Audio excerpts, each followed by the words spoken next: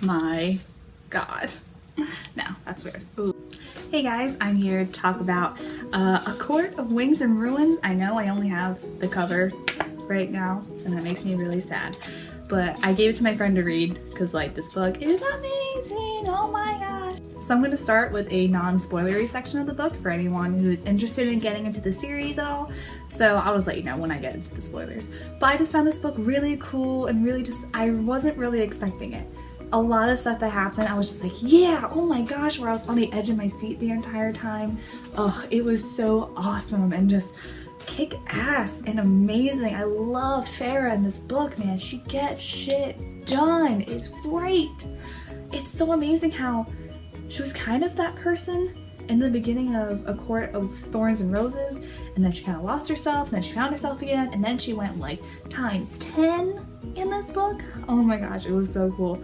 And just everything with her sisters and with Lucian, I really like just kind of the flow of everything. A lot of people are complaining that the war only lasted like a week, and in reality it didn't. It was probably like a couple months.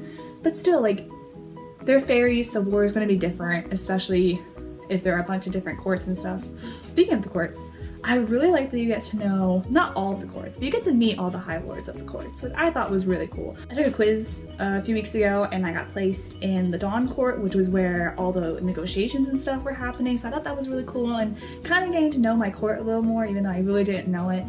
I just thought that was so interesting, and I don't know, that's just kind of all I have for the non-spoilery parts.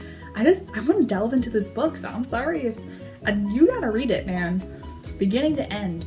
We have 3 more books coming and 2 novellas. I don't know what's gonna happen, but that's all I got for my non-spoiler stuff. I know it's not a lot, I'm sorry, but I'm just really excited. So we're gonna get into the spoilers right now, so if you haven't read it, bye! Guys, Farah got shit done. Oh my god. From like the first 100 pages, she had a plan, she was getting everything done. I mean, it kind of backfired on her toward the end when we were actually at war, but like, it's fine. I really appreciated that because I hated Tamlin. Oh my god, he angered me at the end of A Court of Mist and Fury, and I'm so glad we kind of got that little bit of revenge from him. And Lucian, I got a lot more sympathetic with Lucian for this book, man. He just, I don't know, he really just touched me, and I liked him a lot better because you really got to know him a lot more. And oh, can we just talk about how he's not a son of the Autumn Court, but he's the son of the Day Court High Lord? Oh my god, that was such a twist I wasn't explaining, and now I'm curious for the next couple books, like, is that going to come into play? Like, obviously he's not going to inherit the Autumn Court anyway, but is he going to inherit the Day Court now, and how are they going to explain that? And is he going to get trained? What's going to happen? Oh my god. For the first 100 pages, every time a chapter ended, I said I miss Rysand.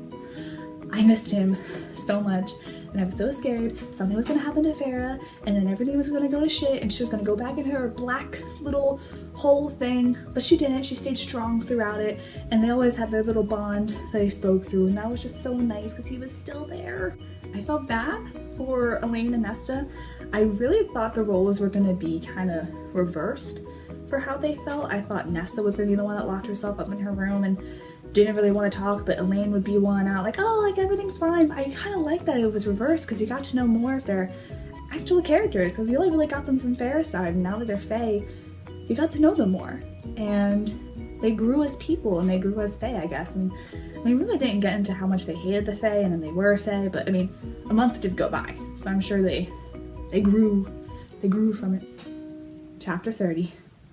When I had been suspecting a little the first 30 chapters that Elaine had some kind of seer ability thing, because I picked up on that with obviously like the 2 black birds or the bird with the fire in her wings and stuff. And when she was talking to Cassian, how do we say his name? And he was like, oh, it doesn't take all to kill me. And she's like, no, it takes less, or some other line like that. And I was just like, Elaine, are you predicting something? Like, can he not die? I love Cassian, man. I don't want him to die. I screamed it. I slammed the book and I was like, no, Cassian cannot die. He can't, because Sarah J. Maas said someone from the Night Court was not going to survive. And he's the one person I didn't want to die. Like, I love him so much. He is so amazing, and just, I don't know how to feel about Mor. I was in love with her in the last book,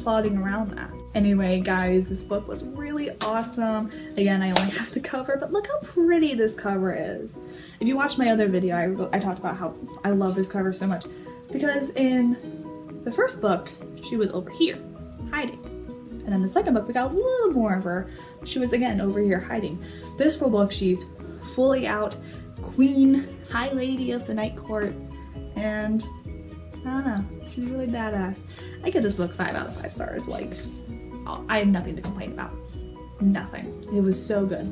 So good. And I highly recommend it to anyone who loves Sarah J. Maas or just loves books in general, man. Like, this is such a... I like to think of it as a... I categorize it personally as a new adult book. I know it's like a new thing coming around. It's with young adults and adult books kind of combining together, mainly because of the sexual content that is in it and the gruesome stuff from the war.